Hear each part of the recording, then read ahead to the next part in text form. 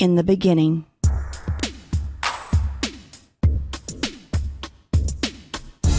Since you are listening to this book, my best guess is that you are now striving to reach one or possibly more goals that will help you create a better life for yourself. You might simply be tired of being poor.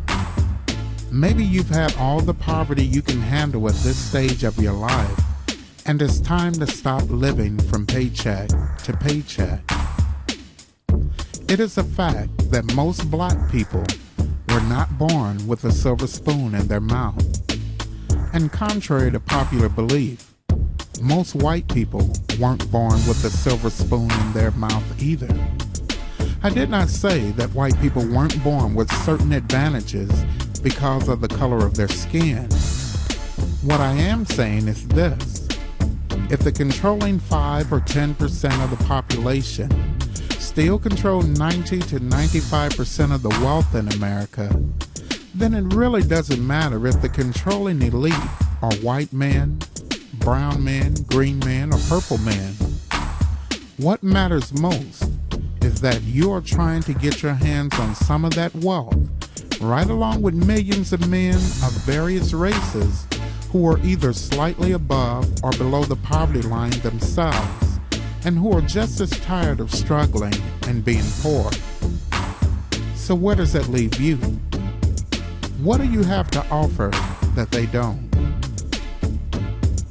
As a child, I came to the conclusion that I did not have anything of value to offer anybody, because I was born, raised, and lived most of my young adult life under a generational curse. My mother, who started having children somewhere around the age of 12, moved from a small country town in Tennessee to Indianapolis, Indiana with her mother in the 50s, and she brought the curse with her. If you're not familiar with the term generational curse, let me give you a definition. A generational curse is the negative emotional, spiritual, psychological, and financial baggage parents pass on to their children, who in turn pass it on down to their children. So, more than money problems, it has to do with the transference of a negative mental legacy.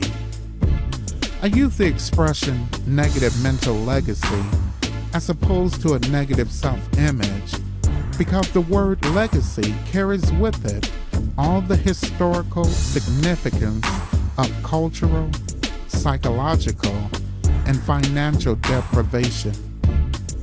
Since racism and discrimination is still a problem in American society, mere attempts at trying to build self-esteem or a healthy self-image in black people really falls short because the injustices and the abuses in the society are always in real time.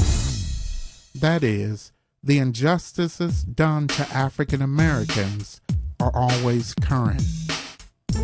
Now, what do I mean by that?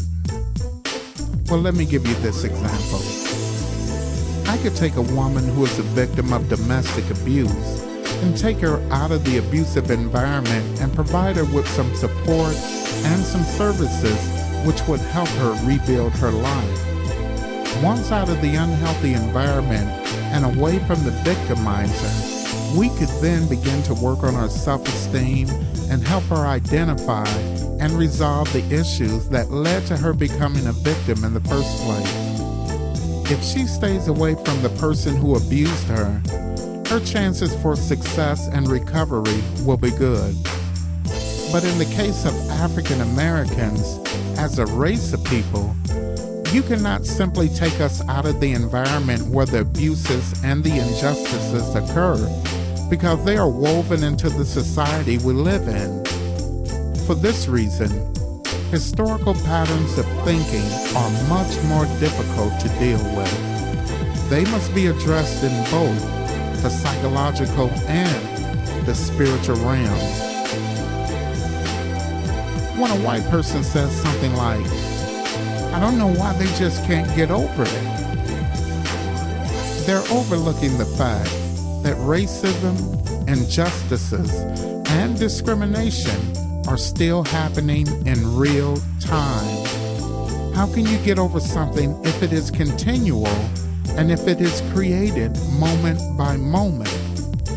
Simply put, there is no getting over something that doesn't stop.